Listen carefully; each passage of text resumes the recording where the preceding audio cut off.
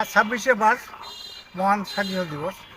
এই দিবসটি আমার কাছে মনে প্রাণে যে এক সাগর রক্তের বিনিময়ে বাংলাদেশ নিয়ে এসেছে। কিন্তু সবচেয়ে দুঃখের বিষয় এটাই, একদিন ৭২ সাল থেকে পর্যন্ত আজ তো ১৪ দিন পর্যন্ত বেঁচে আছি, কোনোদিন আমার প্রশাসন আমাকে এই মুক্তিযুদ্ধের কার্ড আমন্ত্রণ, মাঠে আমন্ত্রণ সবসময় জানিয়েছে।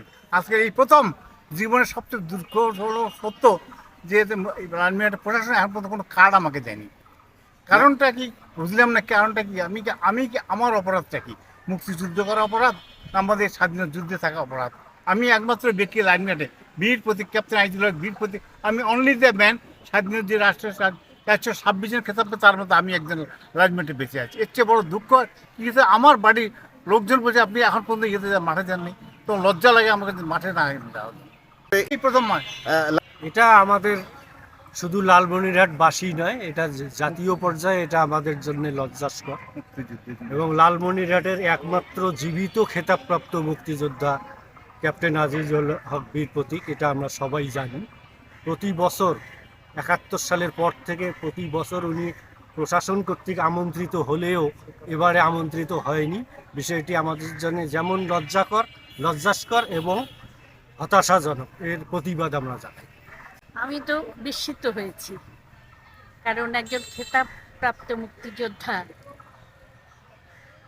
তাকে আমন্ত্রণ জানানো হয়নি, এটা সত্যিই লজ্জাস্কর ব্যাপার। আজিজুল হক বীর প্রতীক আমাদের লালমাটির গর্ব, এবং উনি আমাদের জেলার একমাত্র জীবিত খেতাবপ্রাপ্ত মুক্তিযোদ্ধা। তাকে জেলা প্রশাসন থেকে এই দিনটিতে তাকে ইনভাইটেশন করা হয়নি, তাকে দাওয়াত দেওয়া হয়নি, অথবা উনি খালি দাওয়াতের জন্য অপেক্ষায় থাকেন না, উনি দায়িত্ব পালন করেন। উনি মাঠে গিয়ে উনি বিচারক হন। এবার আমরা দেখলাম, আমরা অসংহত দেখতে পেলাম যে এবার তাকে সেই ইনভাইটেশনটা তাকে দেওয়া হয়নি। এটা কি মুক্তিযুদ্ধকে ভুলিয়ে দেওয়া? মুক্তিযুদ্ধের থেকে দেশকে বিচ্যুত করা? মুক্তিযোদ্ধাদের এভাবে অবমূল্যায়ন, এটা সহনীয় নয়। এটা আমরা দৃঢ়ভাবে আমরা প্রতিবাদ জানাচ্ছি।